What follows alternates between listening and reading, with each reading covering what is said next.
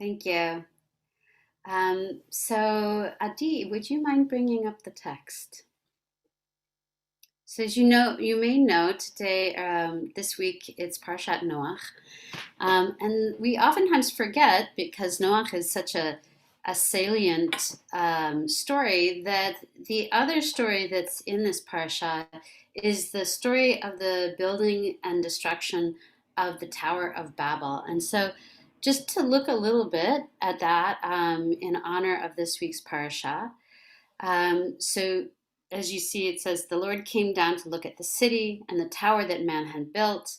And the Lord said, if, as one people with one language, this is how they begin to act, then nothing they may propose to do will be out of their reach.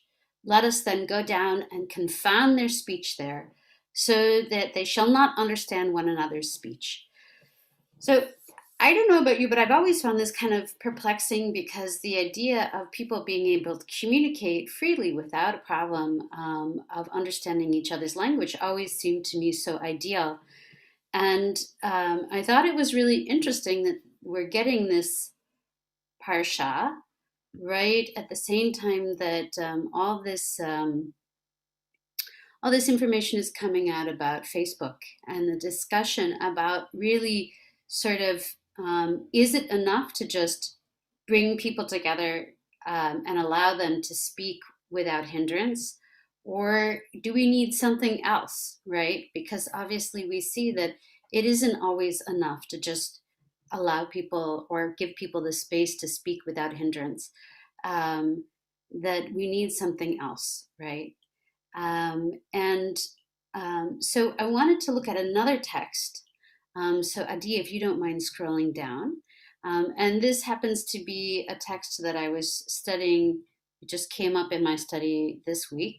And it suggests that even though even though it does take mindfulness and it does take attention to elevate speech, that speech also has the possibility of elevating us, that it doesn't always have to be something that leads to destruction or to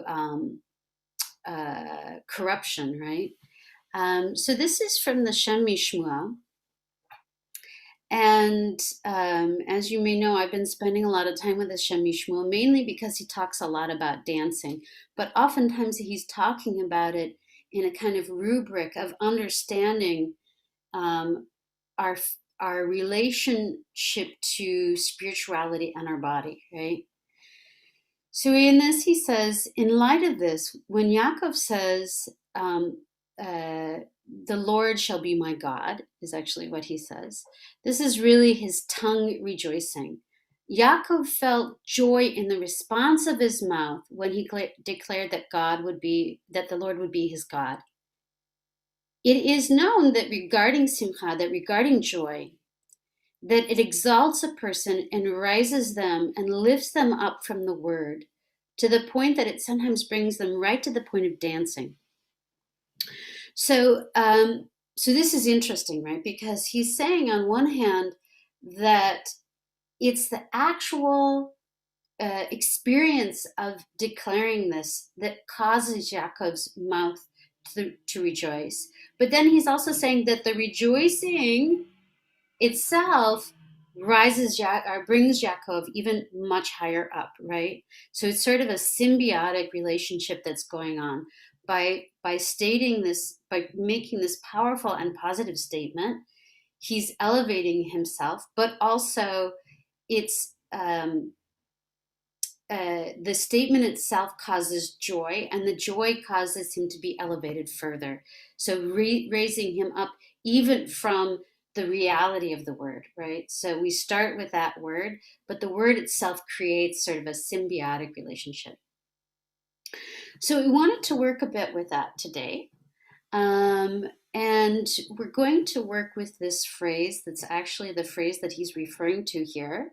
So this is from Vayetze. So I'm a little bit ahead of the game as far as the Torah reading. But if you see at the bottom where it says V'haya Adonai li Elohim, right? So in English it would be the Lord shall be my God. And here I have it also in transliteration for anyone who wants. And I'm going to suggest that we work with this phrase today. You can work with it in English. I'll be repeating it in Hebrew. And if you're really struggling with this phrase, you can choose another phrase if you like, or another word, maybe the word just something simple like ahava, like love, um, or even just Elohim, just to see how that works for you. But we're going to work with just focusing on the words, right? And on the process of speech, and see how that rejoices our mouth, as the Shem Mishmuel refers to. So now we can take down the text, or do we want to leave it up? Let's leave it there so people can see it if they need it. And I'm going to ask you to come to a comfortable seated position. You can root your feet into the ground. And notice that your sit bones are nicely planted into your chair or onto the floor if you're sitting on the floor or a cushion. And just allow yourself to be upright yet relaxed. And give yourself a moment to just notice the position of your body and settle yourself, perhaps with your hands on your lap or on your knees or at your side.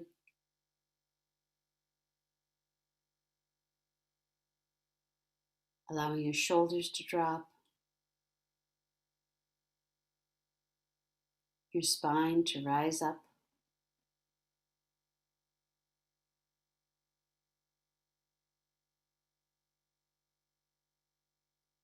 And now I'd like you to turn your attention to your breath.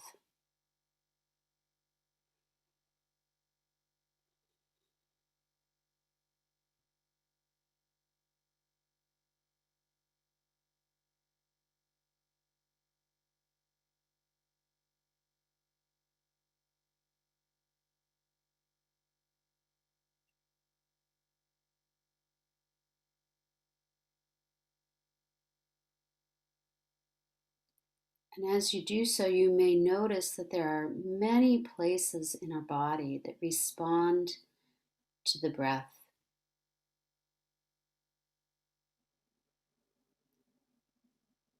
You may notice your chest moving, your stomach. You might even feel movement all the way down into your sit bones, into the base of your pelvis.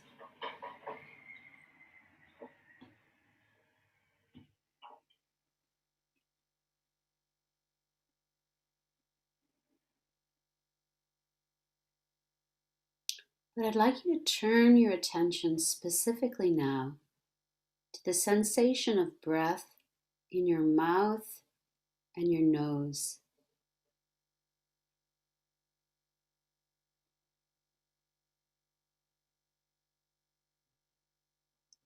As it passes over your lips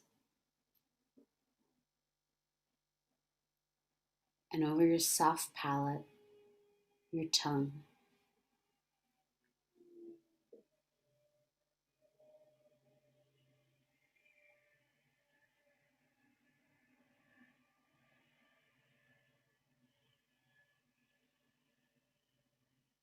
Just bringing attention to these parts of the body that are so essential to speech.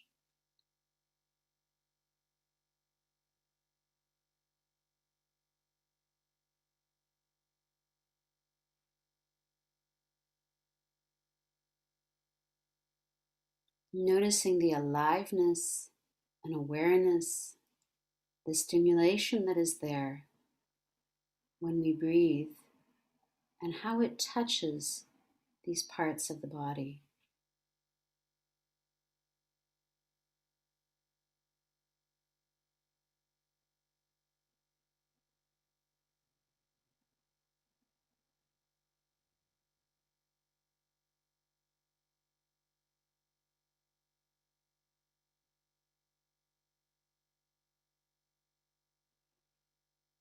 Notice the lips resting gently together. and the tongue at rest in the mouth.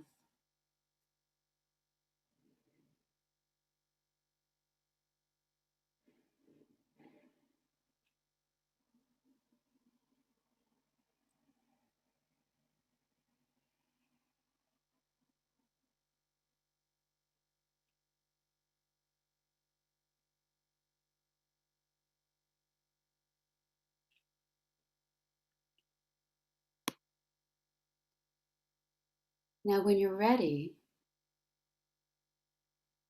allow your next breath to carry out these words. V'haya Adonai li l'Elohim. The Lord will be my God. V'haya Adonai li l'Elohim.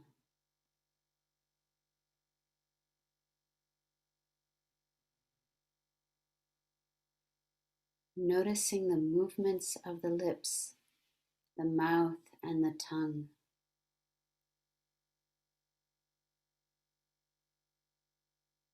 Try that again, this time allowing each word its own breath.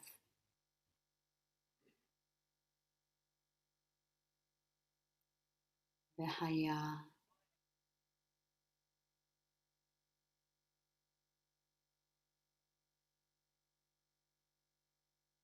Adonai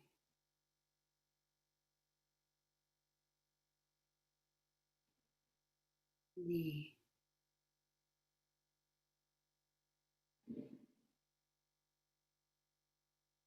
l'Elohim.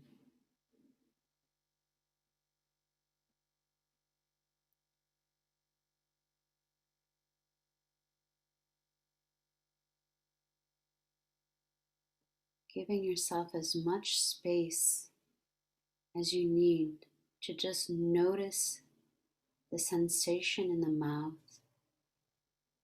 the breath carrying your words gently out of your body.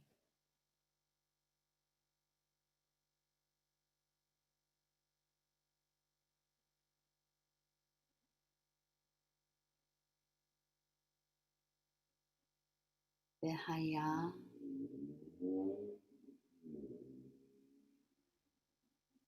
Adonai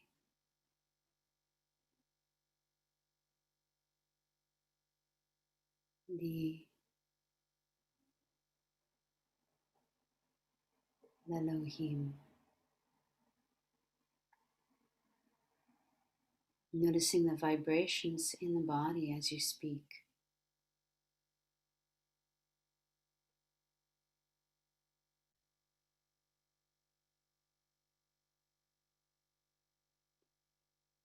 I'd like you to continue this way for the next 5 minutes at your own pace.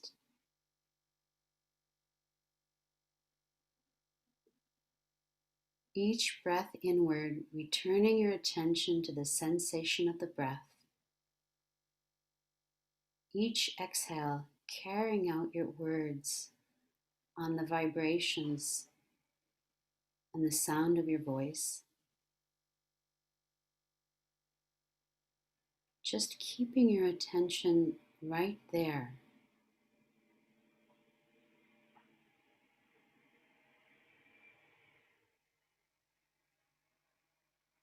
V'haya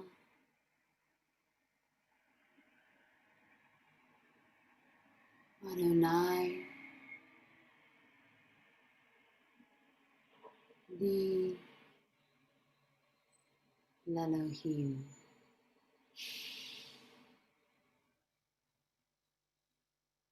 Continuing at your own pace.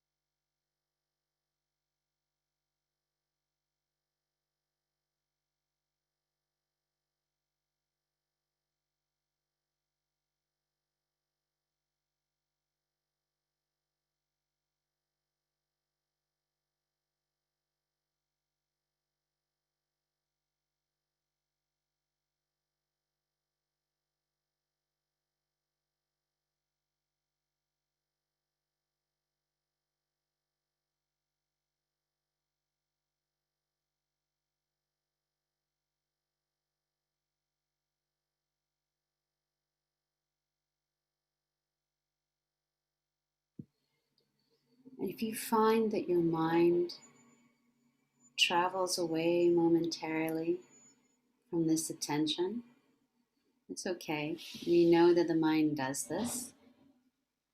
Just bring your attention back to the breath in the body. And when you feel ready, return to these words. V'haya Adonai li l'Elohim.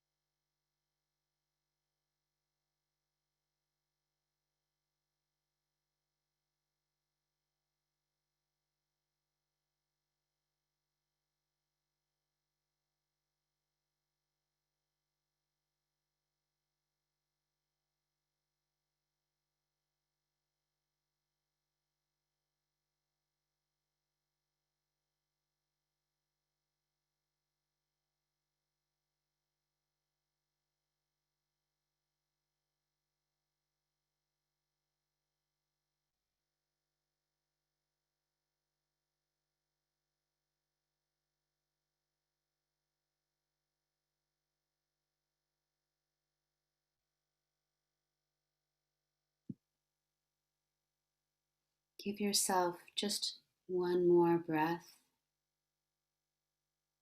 to try out those words, noticing the sensation on your lips, the vibration in your body, the shape of the consonants and vowels in your mouth.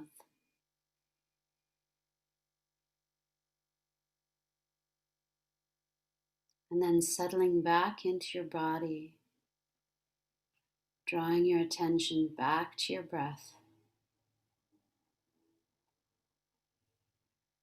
expanding your attention to encompass the movement of the breath through the entire body.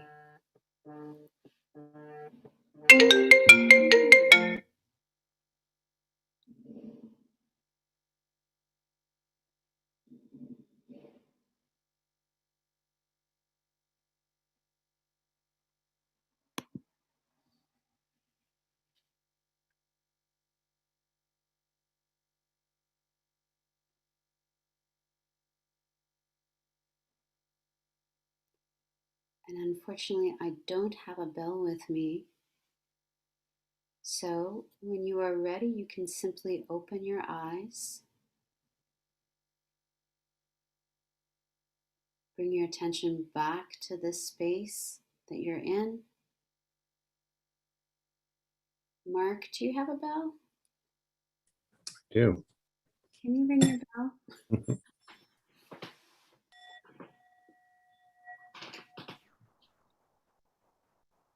Thank you.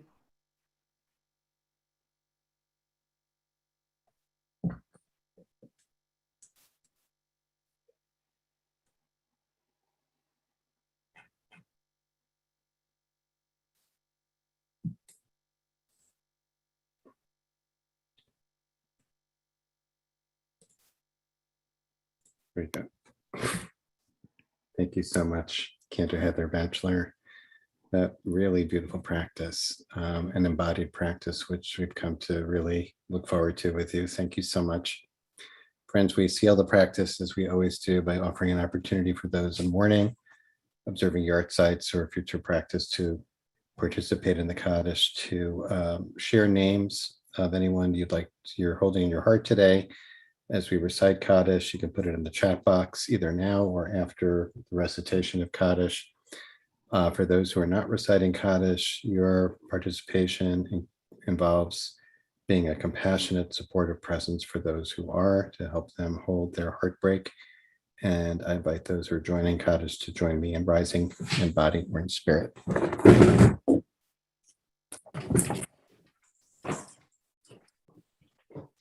Yit Gadal, Yit Kadash, Shemei Rabbi, Yamad, Yamad, Hayachon, Yomechon, Chayim, Cultivate Israel, Agalah, Isman, Karib, Omein, Keish, Leomaya, Yikarach, Yitwar, Yitrama, Yitnas, Yitkabar, Yitaleh, Dalal, Shek, Kedusha, Rekus, Elamin, Kol, Bir, Hata, Shirata, Kata, Benefilata, Iran, Belman, Bimra, Shalom, Rama, Shulaya, Aleinu, Belko Israel, Bimra, Shalom, Shalom, Bimra,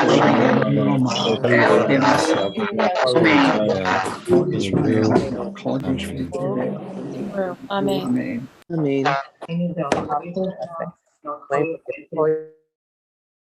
Friends, thank you so much for joining us today and for this week of practice. We'll be back next week. Just a note that we'll be meeting every day next week, except for Thursday. The IJ staff will be on a whole staff retreat next week on Thursday, so we will not be meeting live, but Monday through Wednesday and Friday we'll be here.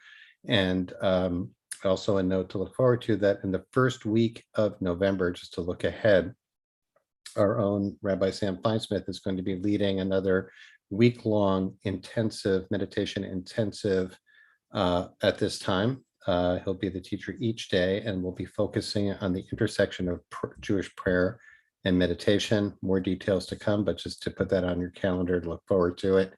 The first week of November, November 1st through 5th. That's it for now. Of course, you're invited to stay on for questions, conversation with Cantor Heather Batchelor, our teacher for today, about the practice that we've been engaging in today. And for those of you who are leaving us, wishing you a sweet and restorative Shabbat for Parshat Noach, and we look forward to seeing you on Monday or next week. For those who are staying on, as always, you're invited to put questions. Apparently, we're having some tech issues with the chat, so if you do have a question you'd like to put to Cantor Heather Batchelor, please send them individually to me or to Adi Stein. I want to thank, of course, Mark Kessler for sponsoring our practice today in honor of Cantor Annie Rose. Thank you again so much, Mark, for supporting our practice and for honoring your beloved Cantor in that way. So Heather, I would love to, send the questions along. Well, first of all, I wanted to invite you to educate people a little bit about this Shem Shmuel. Of course, we made reference to this frequently, not always, I think, but your sub-thread of meditation teaching through this larger tapestry that we're involved in. So actually, I saw that you posted a little text about him in the chat. Thank you for doing that. I didn't want to interrupt you, but or the flow. I wanted to put that in, but I wanted to give you a moment to talk about like who the Shem Shmuel is and what the attraction is for you. Right. So the Shem Shmuel was a early 20th century Hasidic Rebbe, and he wrote a commentary on the weekly Parshiot and on the Torah reading, and also on holidays, which is called the Shem Mishmuel. His first name actually was Shmuel. Shmuel Bornstein was his common name.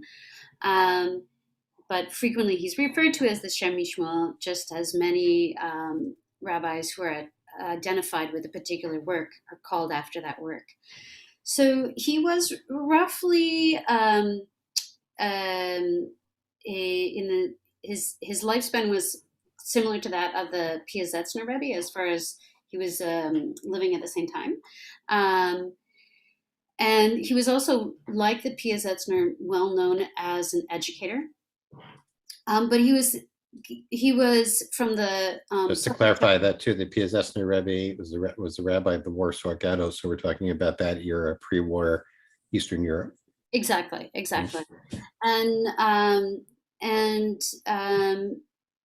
And Shmuel Bornstein was the second Sochot Shever Rebbe. So the Sochot Shever were Hasidim that broke off of the Kutzker Hasidim. You may have heard of the Kutzker Hasidim. Anybody who's a fan of Yiddish music may be familiar with, there's a famous song about Kutsk, about traveling to Kutsk. And the Kutzker Hasidim were particularly known for being ecstatic. So even though we tend to think of Hasidim as being ecstatic in general, there were actually some Hasidim that were less so than others, that were more focused on text study and reflection, and some that were more focused on sort of ecstatic practice, dance, singing, etc. So the Kutzker Hasidim were particularly focused. And what's interesting about reading the Shem Mishmuel, and what drew me to him, is he talks a lot about dance. And I'm interested in dance and how it's discussed as an embodied practice in Hasidic texts. And but he really talks about it also as existing sort of on as a binary, right? This sort of ecstatic experience and the more reflective, or he refers to it as sort of having more equanimity, like a focused mind. That's a mind of equanimity. Mm-hmm. So it's still, like I said, I'm in the process of studying this and sort of translating roughly as I go along. But that gives you a little background on that. That's great. Thank you. So I want to, just quickly retrace our steps of the practice so that if people are interested in carrying it forward, they can. also good questions are coming in. I want to get to those too, but just to kind of review, the Torah portion ends with the Torah portion, even though it's Noah, and of course that gets the attention. It ends with the story of the Tower of Babel. There is a question from Janet about, like, why was God so bothered about the Tower of Babel, and Right. why is the antidote to the building of the Tower of Babel the confusion of speech? So I took that as, anyway, the topic of speech and the usage of speech was the kind of jumping off point for this teaching about the connection between speech and simcha, joy, right? Lashon simcha, the language of joy. And just to make sure people also have the context, the quote that he's bringing about Jacob saying, "Bahaya Adonai li Elohim," that's Jacob says, God will be, Yud He Vav He will be my God, is that when he wakes up from his dream, right? When he puts his head down, when he's heading off into exile as a young man, puts his head down on a stone and dreams about the ladder with the angels going up and down. And then he wakes up and says, kind of, he begins to lose that awareness and says, well, if God is if this dream comes true and God is with me and God brings me back, then God will be, then Yod He Vav He will be my God. So it's interesting. I just wanted to bring that in that context. So I thought it's very interesting that that's the phrase, kind of the mantra that you invited us to use in a mindfulness practice, which is about waking up, so because that story about Jacob is like one of the prototypical stories in the Torah, I think, for mindfulness teachers, about we fall asleep and all of a sudden we wake up and realize, oh, God was in this place and I was not awake. I wasn't aware of it, right? And here's a focus phrase that we have that can go with that. Thought that was beautiful. Thank you. I mean, I think it's funny that it's interesting that you brought that up, of course, because when you look, I went to the parsha and looked at it more closely, and in typical Jacob fashion, he's like, well, I can see now that, like, there's this God who's so holy, and if God, you do all these things that I would really like, then, right? So he puts a lot of strings on it, but I mean, to be compassionate to him, I think we tend to do that ourselves, right? Mm-hmm. How many times do we talk about, like, all the benefits that come with meditation and mindfulness practice? Like, we have our strings attached as well. Right. I always found it perplexing, that Babel story. Like, why exactly is it so problematic? And in context, it seems that it's more about almost like humans becoming too godlike. Mm-hmm. But I did think it was really interesting that parsha comes at a time when we're really really examining the question of, about speech, Mm-hmm. and also, like, what, you think about the whole situation with Facebook, and originally the idea of bringing people together and allowing people to communicate freely. Mm-hmm. It seems like that's all It's good. been great. It's been great. But it seems like That's been so great. Right. It seems like it takes a lot more awareness to make that be really, all of the good things that is possible with it. Um, right. But going back to the question of simcha, Mm-hmm. it's interesting because, the Shem Mishmo, when he talks about simcha, he's talking about something specific in joy, and he frequently will juxtapose it to oneg, right? Which he associates with it is a different kind of joy. And when he talks about simcha, he's really talking about a kind of joy that really is so ecstatic that it moves through the body, right? That it's sort of, um, uh, that it really has a physicalness to it, a physicality to it. So yes. There was, So there's a couple there. Well, there's a lot of really good questions. One is, one has to do, what Laura asked a question about is there a particular wording of that phrase that you saw as the foundation was power? It doesn't matter what the phrase is. Is it just the practice of being aware of the breath being transformed into language and words that awakens joy? I mean, that's what I got as kind of the upshot of the practice, right? That we can awaken simcha that you're describing by being aware of that sense of the, of breath being transformed into voice. Is that right? well, look, I mean, I think in essence, it's a reminder that anything we do where we draw our attention to where we are actually at and what we are actually doing and focus Mhm. on our actual physical present experience of it can bring joy, right? Um, I think that's particularly true of speech, just because it's so physical and intimate, and because it's so tied to the breath, Mhm. right? And it really, it's like singing. When you sing, you cannot hold your breath and sing. It's impossible, right? So it in and of itself, it connects us to the breath, right? Um, so I don't necessarily think it was about that phrase. I chose that phrase because Mhm. when I was doing this, I was like, oh, now I had to come up with a phrase. And then I went, but he gives us a phrase. I'll just use the phrase he gives, right? And it's a lovely phrase. It has some lovely consonants in it.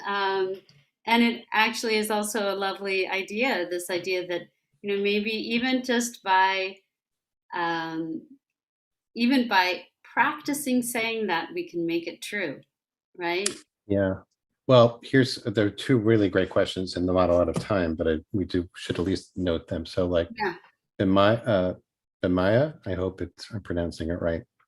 And I'm sure speaking for others as well, that when we're in a place of grief or loss or pain, even thinking about or speaking about or trying to practice joy can, accentuate the pain or the grief in some way, like, so we should talk about that. I think we should probably address that question about like when you do a joy-based practice, when you're not in a place of joy, Yeah. or the opposite, like you're not, you're in a place of pain, deep pain. What's the function? Should we, try to do that?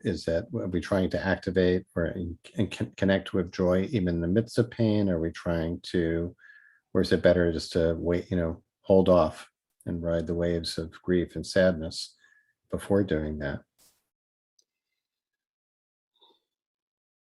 That's a hard question. And I don't know that there's an answer to that question. It's just, I think just noting that it's a challenge is maybe sufficient. I do want to say this though, that um, uh, there was a time when I experienced a really devastating tragedy that made it very difficult for me to experience joy. I mean, Mhm. even just really simple kinds of like joy, of like being able to enjoy eating or being able to enjoy simple pleasures. And at that time, um, I returned to, for me, it was returning to dancing. Mhm. But I found that to be able to do something that gave me, that allowed me to focus on just being in my body and enjoying something in my body, um, it gave me a little space, a little reprieve from that intense sorrow and suffering. And I think it is one way. Sometimes we cannot change. We cannot. First of all, you cannot make yourself not feel grief. Like resisting grief tends to make grief just you know like it's like arm wrestling with grief, right? Mhm. You arm wrestle with grief. You're not going to win that one. Yeah, you're not going to win that one. But I think that um, giving yourself a little window of time when you're able to just enjoy something physically, because you may not be able to enjoy it mentally. You may not be able to be mentally joyful, but your body can take you someplace that's a little reprieve, right? Mhm. At least that was my experience. That it allowed me some reprieve, right? Yeah.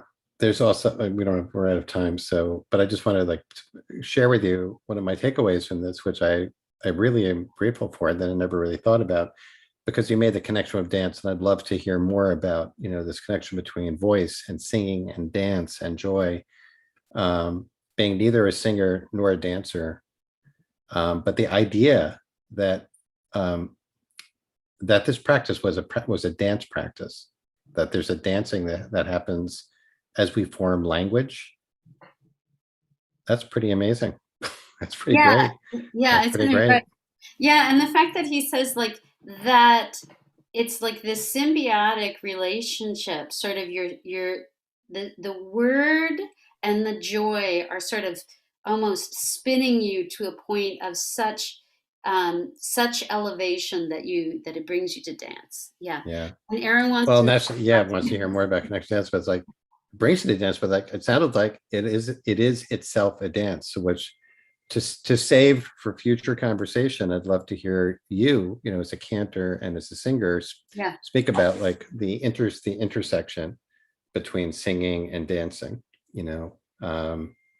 and what the Yeah, relationship is. and I'll tell you that in Hasidic practice, it's really very tied in that there's this understanding of a certain kind of nigun as being specifically about for dance, right? To Mhm. inspire dance, right? Um, Thank you very much. And I see that there were some fascinating comments and questions, Yeah. and I would love to be able to see those later. Okay. So Maybe. everybody, you can save the chat if you have 3 dots in your chat box in the bottom right. You see that? Heather, do you have it? Let me see. There are 3 dots next to the little Yes. emoji Ah, face. thank If you you. click on that, you can save the chat and scroll through at your leisure. Great. There you go. Thank you. And yeah, as always. Oh, you couldn't see all the chat, but I think if you save it, you will be able to see it. I hope. At least you could report back. And if you would like a copy, let us know. In any event, thanks for staying on, Heather, and being so generous with your time. Enjoy your time in Ottawa. Thank you. Shabbat in Ottawa. And everyone, Shabbat Shalom, wherever you are. And we look forward to seeing you back on Monday. Thanks, Adi. Thanks, Mark Kessler. And see you soon. Shabbat Shalom. Sweet Shabbat. May you have just a little bit of that joy that we got to experience today.